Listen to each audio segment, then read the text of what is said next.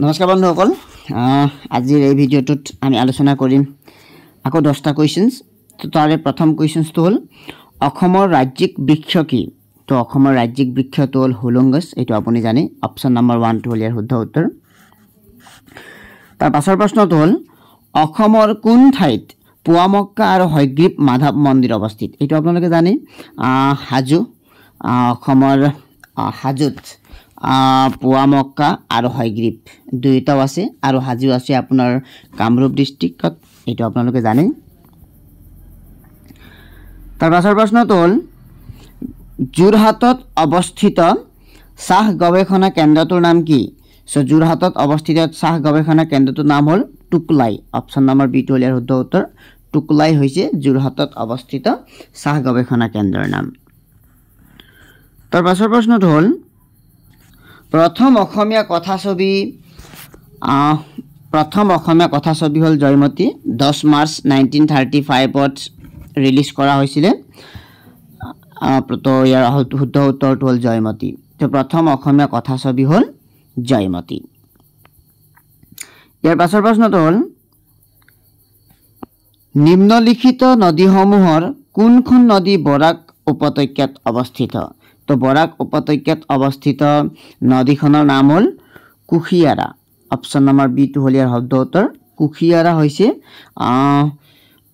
বৰাক উপত্যকাত অৱস্থিত এখন নদীৰ নাম। তাৰ পাছৰ প্ৰশ্নটো হ'ল পেৰুৰ ৰাজধানী কি? এইটো 2022 চনৰ প্ৰশ্ন পেপাৰ হয়। তাৰ মতে সমাধান কৰি গৈছোঁ। এই কুৱেশ্যনছটো আহিবও পাৰে বা অন্য এখন দেশৰ ৰাজধানীৰ নাম সুধিবও পাৰে, কিন্তু পেৰুৰ ৰাজধানীখন হৈছে লিমা। এই কথাটো মনত থৈ দিব। নেশ্যনেল ষ্টক এজেঞ্চি ক'ত অৱস্থিত? মুম্বাই। অপশ্যন নম্বৰ এ হ'ল ইয়াৰ শুদ্ধ উত্তৰ। মুম্বাইত অৱস্থিত নেশ্যনেল ষ্টক এজেঞ্চিটো। তাৰ পাছৰ প্ৰশ্ন হ'ল এটা কম্পিউটাৰৰ পৰা আন এটা কম্পিউটাৰলৈ ফাইলসমূহ স্থানান্তৰিত কৰিবলৈ ব্যৱহাৰ্য হাৰ্ডৱেৰ উপাদানটো নিম্নলিখিত তালিকাৰ পৰা চিনাক্ত কৰা। আপোনালোকে জানে কেতিয়াবা আমি চাৰ্জাৰৰ এই কেবুলডাল ব্যৱহাৰ কৰিও আমি এটা ফাইলৰ পৰা মোবাইলৰ পৰা লেপটপলৈ আমি ট্ৰান্সফাৰ কৰিব পাৰোঁ। তো ইয়াৰ শুদ্ধ উত্তৰ আপুনি লিখিব পাৰে USB ফ্লেছ ড্ৰাইভ। তো ইয়াৰ শুদ্ধ উত্তৰটো হ'ল অপশ্যন নম্বৰ ডি।